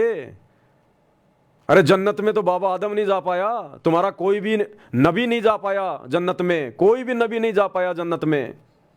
जन्नत यानी स्वर्ग, बैकुंठ, तुम्हारे हजरत मोहम्मद नहीं जा पाए जन्नत में। वो पितरलोक में बैठे हैं भूत बन के, बाबा आदम से लेकर हजरत मोहम्मद सारे के सारे पितर बन के बैठे हैं। जीवनी हजरत मोहम्मद को पढ़ लो, साफ साफ लिखा हुआ है। तो भैया ये बातें, ये चिंतन मनन की जो प्रक्रिया है, ये हमारे अंदर भी उस समय जागृत हुई जब हम सच्चे मुर्शिद बाखबर सतगुरु रामपाल जी की शरण में आए। तब जाकर हमारे बंद दरवाजे के ये पट खुले। ऐसे ही तुम्हारे भी खुलेंगे, और फिर तुम ऐसे मुसलमानों को समझाओगे, अपने रिश्तेदारों को, अपने भाई बंधुओं को, फिर वो तुम्हारी बात नहीं मानेंगे। तो अपना आत्म कल्याण चाहते हो तो भाई आ जाओ शरण में। ये 4 दिन का जीवन है, 4 दिन का, कब हवा निकल जाए कोई भरोसा नहीं है। और जो कर्म तुम कर रहे हो, हरी सब्जी की तरह जो मांस मटन खा रहे हो तुम, ये जवाब देना पड़ेगा, जवाब। तुम तो इतना पाप कर चुके हो, शायद ही तुम्हारा ये वजन उतरे, शायद ही। अगर सतगुरु रामपाल जी की शरण में आ गए तो वो रहम दिल अल्लाह है। तुम्हारे तमाम कबायरों को, पाप कर्मों को परमात्मा साफ कर देगा और आगे से तुम्हें ज्ञान ऐसा दे देगा, तुम चींटी भी नहीं मारोगे, चींटी भी। आज जो तुम बकरे मार रहे हो, झोटे मार रहे हो, ऊंट गाय मार रहे हो, सतगुरु रामपाल जी की शरण में आने के बाद मुसलमान खुद कटना स्वीकार कर लेगा, लेकिन चींटी को भी नहीं काटेगा, चींटी को भी, क्योंकि वो सच्चा खुदा है। जब उसकी पहचान हो जाएगी, आत्मा जाग जाएगी, फिर आत्मा ये कुकर्म नहीं करेगी। तो परमात्मा धरती पे है, अल्लाह धरती पे है। अल्लाह ने कायनात बनाई, अल्लाह ने सृष्टि बनाई। अरे फिर जिस अल्लाह ने सृष्टि बनाई है, उस अल्लाह को डर लग रहा है क्या धरती पे आने में? आ नहीं सकता क्या वो? फिर वो अल्लाह काहे का हुआ? अब किसी इंसान ने कोई प्लाट बना दिया, कोई मकान बना दिया, और उस प्लाट में वो जा नहीं रहा, और फिर भी कह रहे हो नहीं ये प्लाट तो उसी का है, ये है उस प्लाट का मालिक। और नहीं वो कहाँ रहता है? नहीं वो दिखाई नहीं देता, वो कभी इस प्लाट में नहीं आता, वो दिखाई नहीं देता। तो क्या खाक प्लाट बनाया फिर उसने? क्या खाक है फिर वो मालिक वो प्लाट का? वो कागज, फिर उसने वो कागज कैसे बनवा लिए फिर जब वो दिखाई नहीं देता तो, कि ये प्लाट मेरा है? रजिस्ट्री पे साइन किसने किए फिर? तो ये तुम्हारी छोटी सोच है। जिस अल्लाह ने ये प्लाट बनाया, ये धरती बनाई, कायनात बनाई, उसको डर नहीं लगता यहाँ आने से। लेकिन ये तुम्हारी अपनी सोच है कि वो आता नहीं, दिखाई नहीं देता। क्योंकि हजरत मोहम्मद को कुरान का जो ज्ञान दिया गया ना, वो डुप्लीकेट अल्लाह है, वो शैतान है, वो सबको भ्रमित रखता है। उसी ने महाभारत के युद्ध में, उसी शैतान ने, उसी काल में अर्जुन को गीता जी का ज्ञान दिया। दोनों ग्रंथ सेम है, पढ़ के देख लो। सूरत फुरकान 25 आयत नंबर 52 से 59 में भी उसने ये छोड़ दिया, ये कहकर कि ए हजरत, उस कबीर भगवान की जानकारी, उस बड़े भगवान की जानकारी किसी बाखबर से जा पूछ, मुझे नहीं पता। जिसने 6 दिन में सृष्टि रची, 7वें दिन तख्त पे जा विराजा। और गीता में अध्याय 4 श्लोक नंबर 34 में कह रहा है कि अर्जुन, अगर तुझे सनातन परम धाम को प्राप्त करना है, जहां जाने के बाद साधक कभी लौटकर वापस नहीं आता, जन्म और मरण नहीं होता, उसकी जानकारी किसी तत्वदर्शी संत से जाके पूछ, मुझे नहीं पता। वो एक ही है अल्लाह, वो शैतान है, वो डुप्लीकेट अल्लाह जिसने कुरान का ज्ञान दिया, गीता का ज्ञान दिया, वो एक ही है वो। और ये भ्रमणा संत रामपाल जी के सत्संग सुनने से मिटेगी। अपने अपने धर्म को जबरदस्ती सर्वश्रेष्ठ मानने से, अपनी अपनी इबादत को सर्वश्रेष्ठ मानने से, उनको पकड़ के बैठे रहने से कोई बात नहीं बनेगी। अरे आदमी का अगर एक डॉक्टर से इलाज नहीं होता ना, तो तुरंत उसको डॉक्टर चेंज कर लेना चाहिए। तो मुसलमान धर्म में तो सबकी दुर्गति हो रही है, हिंदू धर्म में सबकी दुर्गति हो रही है, कोई सुखी नहीं है। भक्ति करते करते लोग हॉस्पिटलों में भर्रे पड़े, जाके देख लो। हिंदू, मुस्लिम, सिख, ईसाई हॉस्पिटलों में सड़ रहे हैं और कह रहे हैं हम तो इबादत करते हैं, भक्ति करते हैं, रोजे करते हैं, नमाज करते हैं, आरतियां करते हैं, पाठ करते हैं, और हॉस्पिटल में सड़ रहे हैं। एक्सीडेंट में अकाल मौत हो रही है। फिर क्या तुम खाक अल्लाह की इबादत कर रहे हो? तुम क्या खाक भगवान की पूजा कर रहे हो? क्या उस भगवान को इतना भी नहीं पता कि ये बंदा मेरी राह पे लगा हुआ है और मैं इसके ऊपर थोड़ा बहुत तो रहम करूं? मुल्ला, मौलवी, काजी, पंडित, आचार्य, इनके जवान बेटे बेटियां इनकी आंखों के सामने मर रहे हैं। हिंदू धर्म में जितने भी साधु संत महात्मा हुए, मुसलमान धर्म में जितने भी साधु संत महात्मा हुए हैं, पीर पैगंबर हुए हैं, सबकी दुर्गति से मौत हुई है। क्या खाक सच्चे खुदा की इबादत कर रहा था वो? हजरत मोहम्मद का जीवन देख लो, 63 साल की उम्र में अकाल मौत मरा, बीमारी से अंत में तड़फ तड़फ के मरा, नमाज के लिए भी खड़ा नहीं हुआ गया। हजरत मोहम्मद के सामने उसके 3 बेटे मर गए। जिसके बेटे आंखों के सामने मर जाएं, वो कभी सुखी हो सकता है? तो जब हजरत मोहम्मद की, जिसको तुम कहते हो कि वो तो हमारा पैगंबर था, रसूल था, सच्चे खुदा की सच्ची इबादत करता था, अरे जब उसका जीवन इतना दर्दमय, इतना दुखमय, तो तुम तो आज हजरत मोहम्मद के द्वारा बताई गई साधना भी सही नहीं कर रहे हो। उसने तो कभी मांस को छुआ भी नहीं, तुम तो 7 दिन हरी सब्जियों की तरह खाते हो। तो तुम्हारे साथ क्या होगा मुसलमानों? और हिंदुओं, तुम कहते हो राम हमारे अवतार, श्री कृष्ण हमारे अवतार। तुम्हारे राम, तुम्हारे श्री कृष्ण जी ने उस समय के जो अधिकारी गुरु थे वशिष्ठ जी, उनको अपना गुरु बनाया था और उनसे मंत्र लेकर साधना की थी। ओम नाम का मंत्र दिया था वशिष्ठ ने श्री राम को, और दुर्वासा ऋषि ने श्री कृष्ण जी को ओम नाम दिया था, जो कि हमारे वेदों में है, गीता जी में है। गीता जी अध्याय 8 श्लोक 13, ओम इति एक अक्षर ब्रह्म व्यवहारण माम अनुस्मरण ये परियाति तजन देहम सयाति प्रमाम गतम। चारों वेदों में और गीता जी में केवल एक ओम मंत्र है, इबादत का, जपने का, पूजा का, भक्ति का, और कोई मंत्र नहीं है। और अधिकारी गुरु से नाम लेकर और वेदों के अनुसार साधना करने वाले श्री रामचंद्र जी का अंत कितना बुरा हुआ, हजरत मोहम्मद की तरह। अपनी पत्नी सीता को जंगल में निकालना पड़ गया, गर्भवती पत्नी को उसने जंगल में निकाल दिया। वहीं पर सीता ने एक पुत्र को जन्म दिया। श्री रामचंद्र जी ने अपने भाई लक्ष्मण को मृत्यु दंड दिया। अंत में सीता ने भी अयोध्या आने से इनकार कर दिया, राम को स्वीकार करने से इनकार कर दिया। श्री रामचंद्र जी का अपने बेटों से युद्ध हुआ, आमना सामना हुआ और हार का सामना करना पड़ा। अंत में इतना लज्जित हो गया, इतना दुखी हो गया, सरयू नदी में जाके डूब के मरा, आत्महत्या करी, सुसाइड। श्री रामचंद्र ने, जिसको हम कहते हैं कि जल समाधि ले ली। जल समाधि लेना सीधी भाषा में कहते हैं जल में डूब के मरना।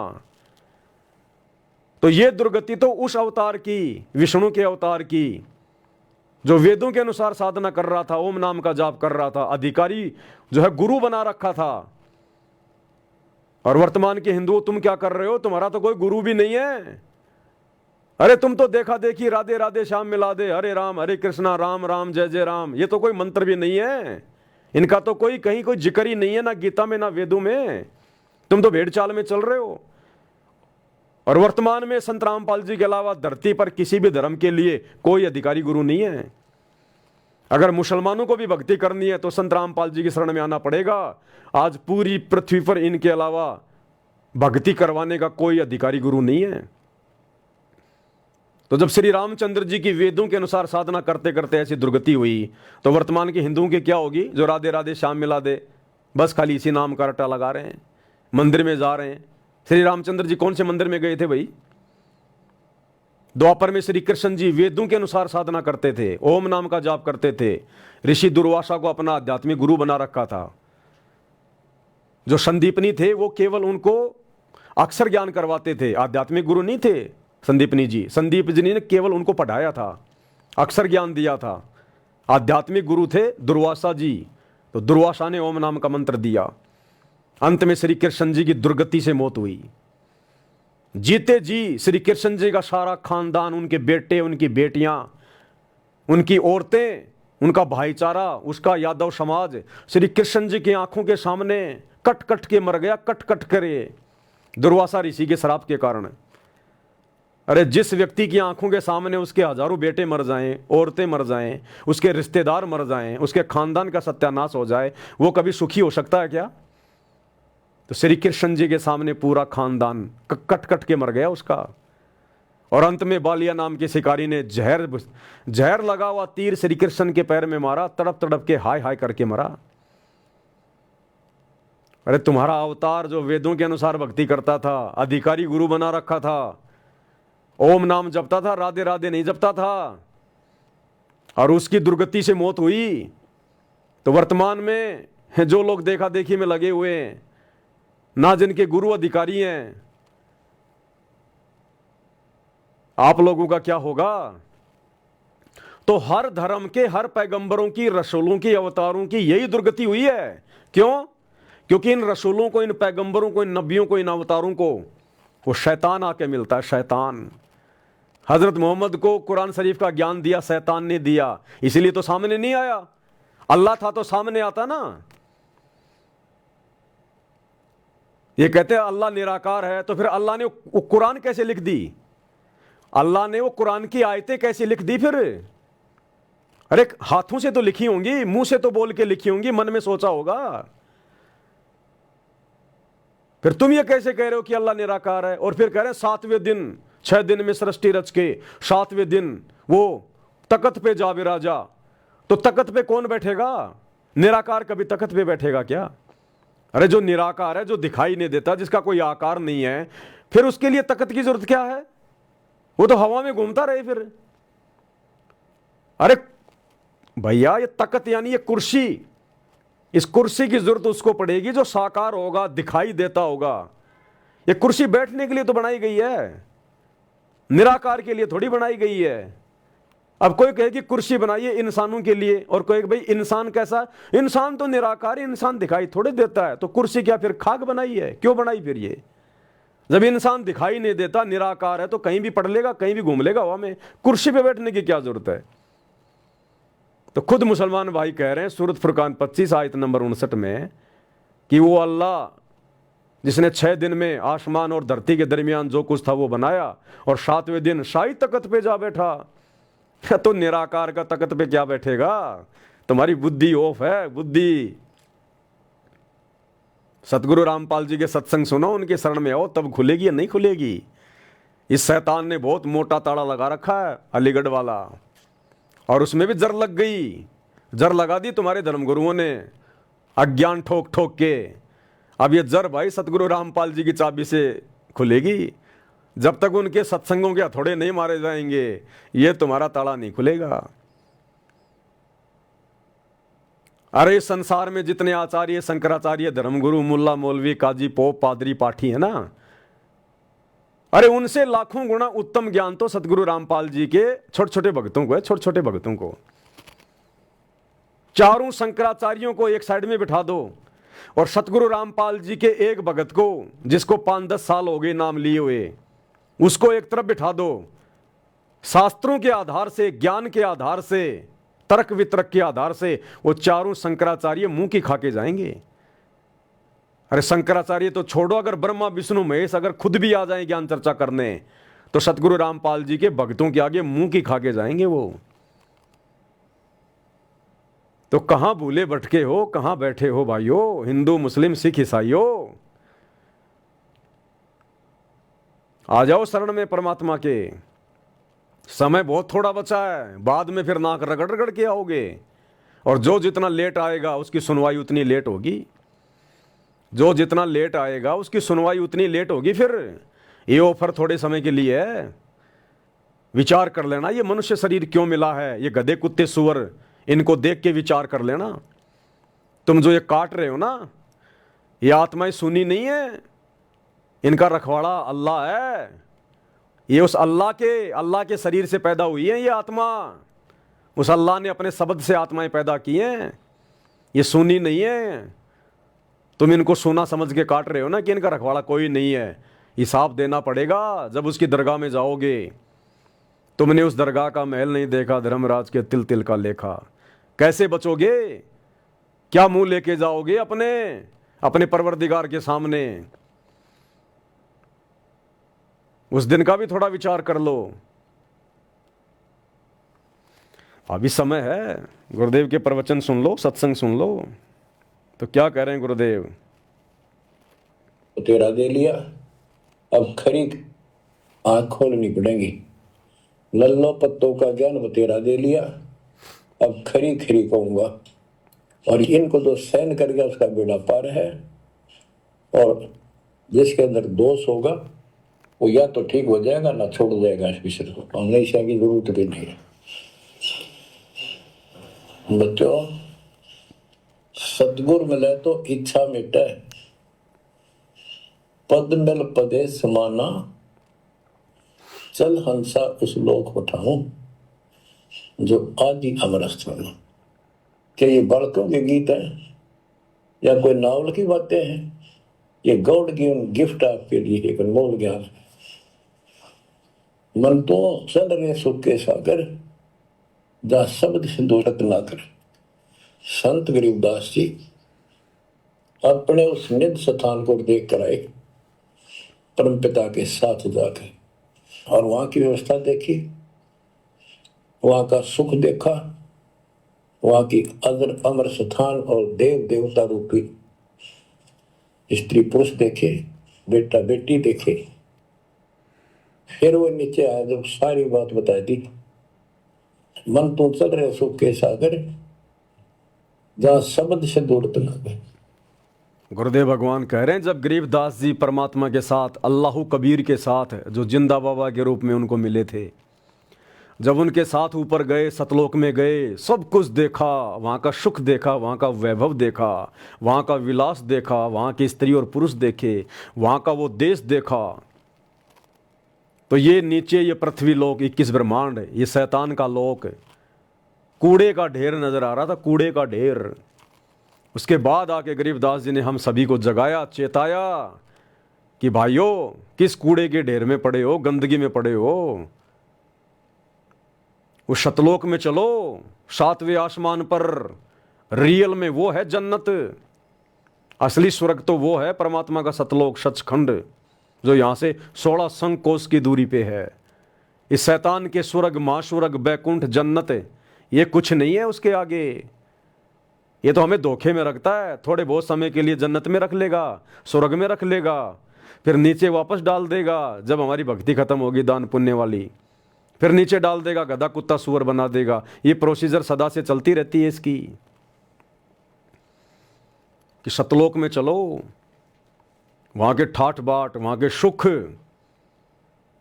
ऐसा ही वहां हमारा शरीर है, लेकिन वहां पर तेजोमय शरीर है, नूरी शरीर है। यहां तो हार्ड मांस का शरीर है, टट्टी, पेशाब, लार, थूक, मांस, पता नहीं क्या क्या भरा पड़ा इसमें। कोई कुत्ता रोड पे मरा हुआ देखा होगा, वही सब कुछ इस शरीर में भरा हुआ है। वहां एक तत्व का शरीर है, नूरी शरीर है, पारदर्शी शरीर है। वहां कोई टट्टी पेशाब नहीं होता। वहां की धरती नूर की है, मिट्टी नहीं है यहाँ की तरह। वहां आंधी नहीं आती, तूफान नहीं आते, आंखों में वहां पर मिट्टी नहीं होती, शरीर में वहां पे मिट्टी नहीं लगती, मैल नहीं लगता। और जितनी बड़ी ये पृथ्वी है, इससे भी बड़े बड़े वहां पर एक एक आत्मा के पास में प्लाट हैं, एक एक आत्मा के महल है वहां। 16 सूर्य जितना तेज, प्रकाश, नूर, सुहावना, जो आनंद दे, एक एक आत्मा के अंदर है इतना नूर वहां पर। यहां के ब्रह्मा विष्णु महेश में नहीं है, इस काल में नहीं है, दुर्गा में नहीं है। उनसे कई गुना ज्यादा नूर शतलोक में प्रत्येक आत्मा में है, स्त्री पुरुष में। पृथ्वी से भी बड़े बड़े हमारे महल हैं वहां पर, जो खाली पड़े हैं आज भी, हमारा इंतजार कर रहे हैं। हमारा रियल परिवार वहां बसा हुआ है।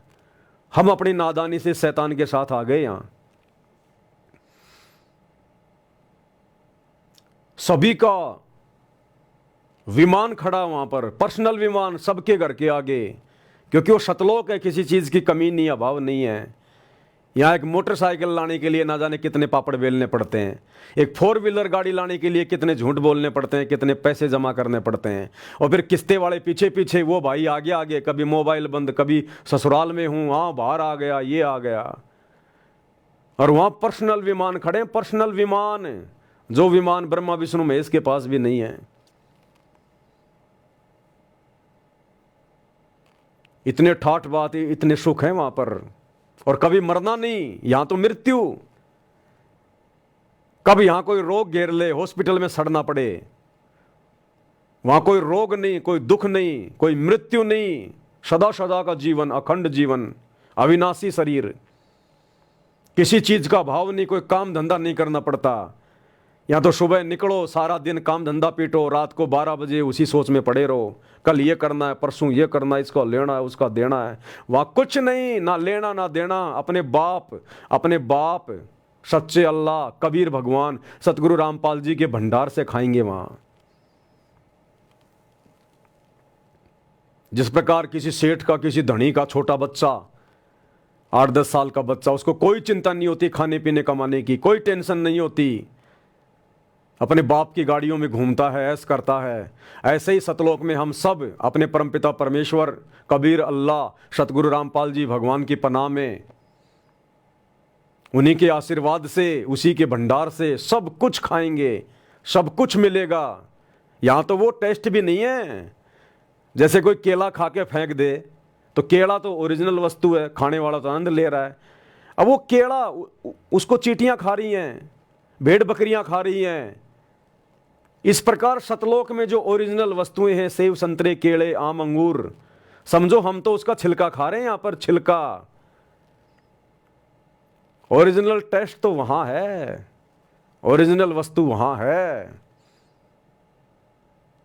तो वहां ले जाने के लिए सतगुरु आए हुए हैं। इसलिए भाई और बहनों, कोई विशेष परमेश्वर की, अल्लाह की प्यारी आत्मा होगी जो सतगुरु रामपाल जी के प्रवचन सुनेगी और समझ के अपना आत्म कल्याण करवाएगी। ये धर्म और जातियों की इस शैतान ने जो बेड़ियां डाल दी हैं कि अगर मैंने संत रामपाल जी के ज्ञान को समझ के नाम ले लिया तो मेरा मुसलमान समाज क्या कहेगा, हिंदू समाज क्या कहेगा, हैं तू तो हिंदू बन गया। अरे भैया, कल को जब मरेगा, मरना तो है ही, कल को जब मरेगा और मरने के बाद यही गधा कुत्ता सुअर बन के गलियों में गोबर खाएगा, तब ये तेरा समाज तेरी क्या रक्षा करेगा। जिस समाज की लोकलाज को मान के, शर्मा शर्मी को मान के, जिस समाज का खोप मान के आज तू अपना आत्म कल्याण करवाने से पीछे हट रहा है, सच्चा खुदा धरती पे आया हुआ है, उसकी सच्ची इबादत करने से पीछे हट रहा है, और कल को बिना भक्ति के, बिना इबादत के गधा कुत्ता सुअर बन के घूमेगा, तब ये तेरा मुसलमान समाज, तेरा हिंदू समाज, तब तेरा कहां ये तेरा मददगार होगा, फिर क्या करेगा। इसलिए भैया परमात्मा कहते हैं लोक लाज ना कीजिए। अगर मार्ग समझ में आ गया, ज्ञान समझ में आ गया, भक्ति समझ में आ गई, तो कहते हैं लोक लाज ना कीजिए। फिर चाहे रिश्तेदार हो, चाहे समाज हो, चाहे धर्म हो, चाहे जाति हो, तोड़ दो उन बेड़ियों को। लोक लाज ना कीजिए, निर्भय हो रहिए, और जो मन चावे राम को, उस असली अल्लाह को तो दासा तन धरिए। प्यार प्रेम के साथ में अपनी भक्ति करो, फिर वो अल्लाह साथ हो जाएगा, सतगुरु रामपाल जी भगवान। वो समाज कुछ नहीं कर पाएगा, कुछ भी। वरना फिर अल्लाह की जरूरत क्या, फिर भक्ति की जरूरत क्या। फिर अपने हाथों पे रखेगा वो सच्चा मुर्शीद बाखबर सतगुरु रामपाल जी। वो है बड़ा भगवान, रहम दिल अल्लाह, सच्चा इबादई कबीरा। ये है वो अल्लाह जो तुम कहते हो दिखाई नहीं देता, धरती पे नहीं आता। 8 सितंबर 1951 से धरती पे पैर गाड़ रखे हैं, और हर धर्म के मुल्ला मौलवियों ने, हर धर्म के ठेकेदारों ने उनके पैर उखाड़ने की लाख कोशिश कर ली। 2006 में करोथा कांड, 2014 में बरवाला कांड, बाढ़ भी बांका नहीं कर पा रहे, और उनका मार्ग, उनका पंथ निरंतर आगे बढ़ रहा है। और आने दो समय 2028 के आसपास का, पूरी दुनिया में, पूरे विश्व में केवल एक ही धर्म रहेगा, सतगुरु रामपाल जी का मानव धर्म। ये इंसानियत ही धर्म रहेगा, एक ही ज्ञान रहेगा पूरी दुनिया में, सतगुरु रामपाल जी का तत्व ज्ञान। और ये बाकी जितने भी धर्मों की जो पुस्तकें हैं ना, ये तौरात, जबूर, इंजिल, हदीसें, कुरान शरीफ, कुरान मजीद, चारों वेद, गीता, कुरान, पुराण, बाइबल, इनको लोग बोरियों में बांध बांध के मकान के किसी एक कोने में इनको रख देंगे कि कुछ नहीं है। भ्रमित करने वाली चीज़ें हैं ये। इनमें कंप्लीट अल्लाह की कंप्लीट जानकारी नहीं है, केवल शैतान तक जाने का मार्ग है इन पुस्तकों में। हर धर्म की हर पुस्तकों में केवल शैतान तक, चारों वेदों में केवल शैतान तक का ज्ञान, काल तक का ज्ञान है। जानकारी जरूर है उस अल्लाह की, लेकिन अल्लाह तक पहुंचने का मार्ग नहीं है। काल ने कह दिया भैया किसी तत्वदर्शी संत की खोज कर ले आगे के ज्ञान के लिए। उधर कुरान शरीफ आयत सूरत फुरकानी 25-52 से 59 में हजरत मोहम्मद को कह दिया उस शैतान ने कि किसी बाखबर से जा पूछ, मेरे बस की बात नहीं है। तो एक ही झंडा होगा, एक ही झंडे का मतलब सतगुरु रामपाल जी की ही संप्रभुता होगी पूरे विश्व पर। इन्हीं के आदेश से, इन्हीं के नियम से, इन्हीं की देख रेख में पूरा विश्व संचालित होगा। एकमात्र इन्हीं का तत्व ज्ञान होगा, एकमात्र यही परमेश्वर, यही अल्लाह रह जाएगा पूरे विश्व में, सतगुरु रामपाल जी। जो अच्छी आत्मा होंगी, हिंदू, मुस्लिम, सिख, ईसाई, इनके चरणों में आ जाएंगी। अन्यथा 2028 युग परिवर्तन, कट कट के मरेंगे, कट कट के। भविष्य मालिका में कह रखा है पूरे विश्व की जनसंख्या जो आज 8 अरब से ऊपर है, मात्र 64 करोड़ रह जाएगी। ये 4-5 साल के अंदर अंदर घास की तरह कटेंगे लोग, घास की तरह। देख रहे हो ना आज दुनिया की क्या हालत हो रही है। तीसरे विश्व युद्ध के मुहाने पे दुनिया खड़ी है, बारूद के ढेर पे दुनिया बैठी है। घमासान मचेगा। उस समय फिर मजबूरी में आओगे, नाक रगड़ रगड़ के आओगे, नहीं आओगे तो बेमौत मारे जाओगे। आपस में कट कट के मरोगे। ये शैतान मरवाएगा, ये काल मरवाएगा, इसका तो काम ही है। इसको रोजाना 1 लाख खाने पड़ते हैं। क्यों मर रहे हैं? किसी का बेटा मर रहा है, किसी की बेटी मर रही है, किसी का रिश्तेदार मर रहा है, कोई एक्सीडेंट में मर रहा है। क्यों मर रहे भाई? क्या जरूरी है इनको मरना? लेकिन इस शैतान को रोजाना 1 लाख खाने पड़ते हैं। ये नहीं देखता ये मुसलमान है, हिंदू है, सिख है, ईसाई है। इसको तो अपने भोजन से मतलब है। जिस प्रकार कोई कसाई होता है, वो जब बाड़े में जाता है और बाड़े में जाकर वो देखता है कि किस भेड़ में, किस बकरे में ज़्यादा मांस है, पकड़ पकड़ के देखता है, और जिसको काटना होता है उसका पकड़ के कान ले जाता है। चाहे किसी का बेटा हो, चाहे किसी की बेटी, चाहे किसी की माँ, चाहे किसी का बाप, वो नहीं देखता, उसको तो काटने से मतलब है। तो ये शैतान, ये कसाई, ये डुप्लीकेट अल्लाह, इसको तो केवल रोजाना 1 लाख खाने पड़ते हैं। श्राप लगा हुआ है। सृष्टि रचना पढ़ लो, सतगुरु रामपाल जी के मुख कमल से पता चलेगा। तो भाई और बहनों, मौका है अभी, परमात्मा धरती पे प्रकट है। बाद में ये मौका नहीं मिलेगा, रह जाएंगे हम। तो भाई और बहनों, आज की वीडियो में हम केवल इतना ही लेंगे, क्योंकि अपनी भक्ति सबसे पहले है। ये परमात्मा का ज्ञान प्रचार करना, ये सब ठीक है, भगत का और दूसरा कोई काम नहीं होता। अपना रोजी रोटी, परमात्मा की भक्ति और मालिक का प्रचार। लेकिन भक्ति हमारे लिए सबसे पहले भक्ति है। भक्ति जो सतगुरुदेव ने हमें जो 3 समय की नमाज यानी आरती दे दी, सच्ची नमाज, सुमरण दे दिया, 5 यज्ञ दे दी, ये हमने करनी पड़ेंगी। जैसा उन्होंने कह रखा उतनी मात्रा में करनी पड़ेंगी। तो ये वीडियो बनाने की श्रृंखला तो चलती रहेगी, चलती आई है। ना बनेंगे तो भी कोई बड़ी बात नहीं है। परमात्मा ने सब कुछ कह ही रखा, हम तो खाली इसको रिपीट कर रहे हैं, रिवीजन कर रहे हैं। तो अपनी भक्ति सबसे पहले है भैया। अगर दिन में 1 घंटा सुमरण करना है तो करना है, ज़्यादा करेंगे तो बहुत अच्छी बात है। 3 समय की आरती विधि विधान अनुसार करनी है तो करनी है। 5 यज्ञ करने हैं तो करने हैं। सत्संग सुनना तो सुनना है, चाहे रात को सोते सोते सुनो, 1-1.5 घंटा सुनना तो सुनना है। तो ये हमारी डाइट है, क्योंकि हम सब बीमार हैं, जन्म मरण का रोग लगा हुआ है।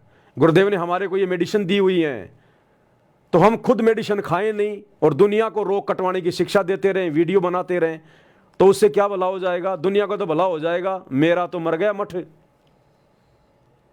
इसलिए भक्तों ने आगे अपने गुरुदेव का प्रचार भी करना है, सारे काम करने हैं, लेकिन साथ में खुद ने भी दवाई टाइम पे खानी है। तो ये चीज हम कभी ना भूलें। और हम भक्ति करेंगे, नियम में करेंगे, तभी गुरु हमारे वचन में शक्ति देगा, तभी हम भक्तों की बात का किसी अन्य पे थोड़ा बहुत कोई असर होगा, नहीं तो नहीं होगा। हम खुद दुनिया को उपदेश देते रहें और खुद भक्ति ना करें, मर्यादा में ना रहें, तो हम परमात्मा के, अल्लाह के दोषी बन रहे हैं, और सामने वाले पर भी हमारे शब्दों का कोई विशेष प्रभाव नहीं होगा। तो अपनी भक्ति पहले है, ये प्रवचन बाद में है। और वैसे भी दास को दिन में 2 बार वीडियो बनाने पड़ते हैं, तो भैया थोड़ा गले का भी ध्यान रखना पड़ता है। हम भी जीव हैं, 2 कोडी के प्राणी हैं। तो रात को 8 बजे फिर जीने की राह पुस्तक पे भी वीडियो बनाने पड़ते हैं, 2-4 वीडियो पहले बना के रखने पड़ते हैं। और अपनी भक्ति है फिर वो भी करनी पड़ती है। तो आज की वीडियो में हम केवल इतना ही लेंगे। 26 तारीख को सभी भाई बहन मुसलमान नहीं समझे ज्ञान कुरान इस पुस्तक के ऊपर लाइव जुड़े, और लाइव के बाद में जो वीडियो डाला जाएगा उस वीडियो को भी सभी भाई बहन ज़्यादा से ज़्यादा शेयर करें। ये हमारी सबसे बड़ी सेवा है, वर्तमान में सबसे बड़ी सेवा। हमारे खुद के भाई बहन सतलोक आश्रम वाले, वो तो गए काम से, वो तो भ्रमित हो गए। उनको तो काल ने अपनी गोद में बैठा लिया पूरी तरह से। उनको तो लड्डू जलेबी बर्फी के अलावा, समागमों के अलावा कुछ नहीं दिखाई दे रहा। आश्रम को साफ सुथरा रखना, लोगों को रिझाना, खुश करना, प्रसन्न करना, बस इनके अलावा उनका कोई धर्म नहीं है। वो भूल गए ज्ञान प्रचार करना, अपनी खुद की भक्ति करना, मर्यादाओं को भूल गए वो। तो उनका तो बेड़ा गर्क हो चुका है। परमात्मा ने उनको तो छोड़ दिया ढीले घोड़े, जाओ भाई भाड़ में जाओ अब तुम। आप और हम चंद आत्माएं सत्सेवक भाई बहन हैं। तो हमने सबसे पहले अपनी भक्ति, अपने गुरुदेव को प्रसन्न करना है, और उसके बाद भाई बहनों तक हमने संदेश देने हैं। तो दास की ड्यूटी है वीडियो बनाने की, आप लोगों की सेवा है इन वीडियो को ज़्यादा से ज़्यादा शेयर करने की। तो जितनी सेवा मेरी है उतनी सेवा आपकी है। मैं वीडियो बना दूं, आप शेयर ना करो तो क्या फ़ायदा। तो सेवा कोई छोटी बड़ी नहीं होती है। परमात्मा सेवा का फल बराबर देता है। जितना समय मैं वीडियो बनाता हूं मुझे भी उतना ही मिलेगा सवाब, और आप इन वीडियो को शेयर करोगे आपको वो उतना ही सवाब मिलेगा। तो वीडियो को ज़्यादा से ज़्यादा शेयर करते रहें। तो आज के वीडियो में केवल इतना ही। परमात्मा हम सबको आशीर्वाद दें, सद्बुद्धि दें। बंदी छोड़ सतगुरु रामपाल जी भगवान की। भाई जो गुरु वचन पे डट के